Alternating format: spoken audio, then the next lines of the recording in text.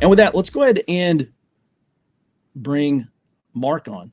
Just very briefly, Mark, I watched this interview on Fox News with Brett Baer last night with Kamala Harris, and it's amazing looking at what's coming out today. Politico said Kamala Harris goes bear hunting, and they just had this glowing review about how Kamala was asked tough questions and she came ready to rumble. That's a direct quote, by the way. And she was prepared, and she deftly handled these difficult questions and threw the criticism back on Trump. That is not the impression that I got at all. Maybe I'm a little bit biased. Mark, just briefly, this woman may be president here in the next couple months. What was your takeaway from this? Whether you're Democrat or Republican, you're going to come away with your preconceived notions. But for those who are undecided, those who are thinking about how will she perform, talking to world leaders, I think it was kind of a disaster for the Harris campaign. Mm-hmm. That was the picture I got as well. She did not answer some of those questions very well. There were a handful of questions, and they were kind of gotcha questions, but I thought they were tough and fair. But Kamala Harris could not explain why she and the Biden administration, why they went through and revoked all these Trump-era border security policies, and we just have this limitless flood and then all the crimes. She was asked whether she owes an apology to the victims of murders and horrific crimes by illegal immigrants. She basically said, "Oh, it's Donald Trump's fault." I mean, that's basically what she said. So yeah, just pretty amazing and very scary, considering that this woman may be president for 4 or maybe more years, and maybe some of those people are right. Maybe this is the last election we have, at least in the United States as we know it. All right, I also want to get your take here. I watched this video today. A few of us watched it. Mark Halperin was on Tucker Carlson show, and he's a journalist. He was a former political director over at ABC News, Mark Halperin. And he had some very interesting things to say. First of all, he said he thinks it's likely that former President Donald Trump is going to win in November. I think that has some intelligence value because he's pretty plugged in. Also, he's a Democrat. Halperin went on to say a few more very important things. Number one, he said that if Trump wins, which he again thinks is likely, that Trump win will be the cause of the greatest mental health crisis in the history of the country. He went on to say tens of millions of people will question their connection to the nation. And I think that it will require an enormous amount of access to mental health professionals. I think it'll lead to trauma in the workplace. I think there'll be some degree alcoholism, broken marriages. He continues, I don't think it will be a passing thing that by the inauguration will be fine. I think it will be sustained and unprecedented and hideous. And I don't think the country is ready for it. Also, I've seen a lot of people, especially on social media, say if Trump wins, it's going to be worse than 2020. It's going to be 2020 on steroids.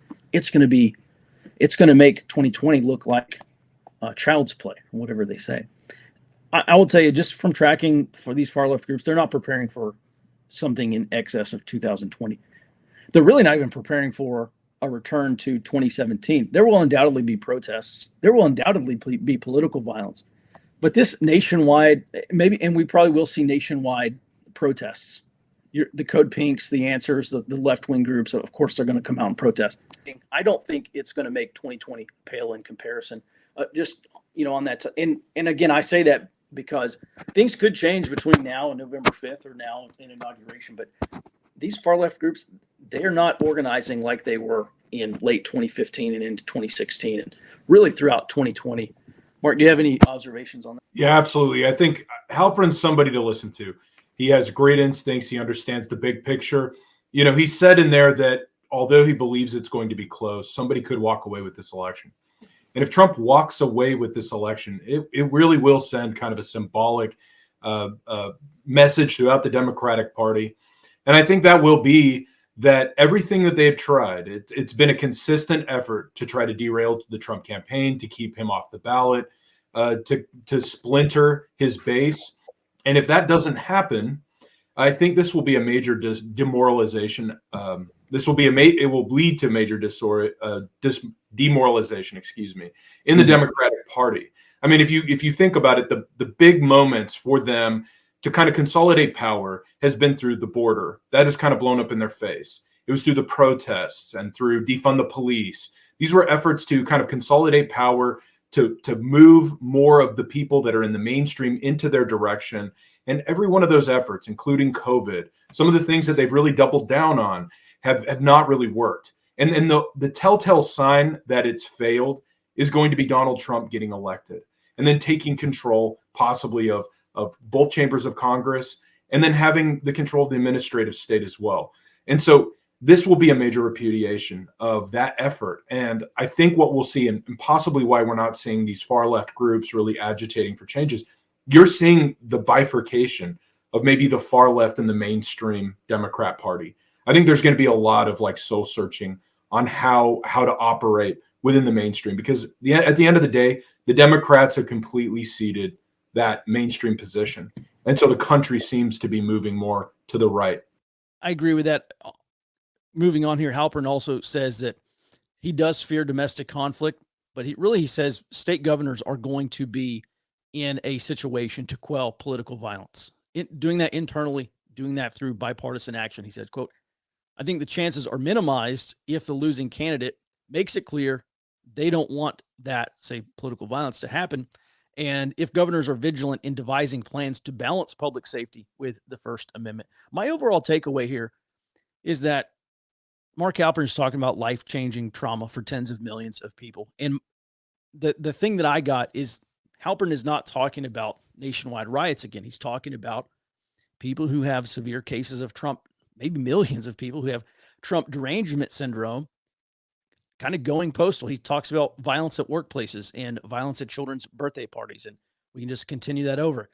It's going to be a tense Thanksgiving for a lot of people.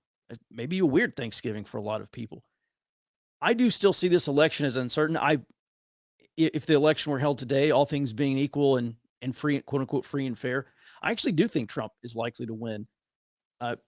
And as a result of that, again, I don't expect another 2020 100 nights of rioting, but I think political violence, the most dangerous scenario is actually domestic terrorism against the Trump administration, or symbols of the Trump administration against conservatives, or symbols of MAGA or actual MAGA supporters themselves. The one thing that may actually pale in comparison is 2025 may make, there's that saying back in starting in 2016 and 2017, bike lock your local red hat or something like that. And that was one of these left-wing writers had a bike lock in his hand, and he beat a guy with it. He punched a guy in a MAGA hat wearing guy in the face. And that was their rallying cry for a little while. Bike lock your local MAGA hat. And that may actually pale in comparison. Mark Halperin really seemed to me that he's talking about potentially domestic terrorism here. We're going to have a lot more of this coming up on the Early Warning Roundtable on Friday again. That's coming up tomorrow at 10 a.m. at Central Time on the Early Warning Network app. Just very, very briefly, 3 final points on this, and I want to get Robert's take as well. Number one, Halperin seemed pretty optimistic that both Trump and Harris could be gracious enough to not incite the other side. I think that's going to be key to trying to calm 2025, which is going to be an otherwise very disruptive year. Second, he did talk about a disruptive scenario where Harris potentially wins, Democrats take the House, but Republicans keep the Senate. And Republicans would be in a position to block all these Harris nominees if they are seen as immoderate or too far to the left. It's going to set up 4 more years of government dysfunction. And we are potentially, considering the last 10 plus years of continuing resolutions and government shutdowns, I think we could be looking at another sovereign credit downgrade based on this government dysfunction. And then lastly, Halperin described Harris as quote unquote cautious and indecisive, which is fine if you're the president of Paraguay or Bhutan or something like that. I think that's catastrophic for the United States. I don't believe she has any executive experience. Her administration will be partially staffed with Obama and Biden holdovers who guided those presidents to catastrophic foreign policies as well. So I think it's going to be a very long year, another long 4 years, either way. And with that, Robert, you saw this Halperin interview just briefly. What are your thoughts? I think that the idea that it's not going to be organized protests like 2020, it's actually going to be individuals, is probably more dangerous, because that Time article that came out right after the 2020 election that showed that there are these, people in the background, Democratic organizers and political operators that have their finger on the button, basically. That means that if there is disruptive protests or, violence, that can be shut off. If it's individuals self-radicalizing, there's nobody really to step in and shut off until they actually take action. Mm-hmm. Yeah, much harder to combat too. And by the way, just on the topic of domestic terrorism, there's a couple reasons why I think this is a likely course of action. And I'm not talking about suicide bombers at shopping malls.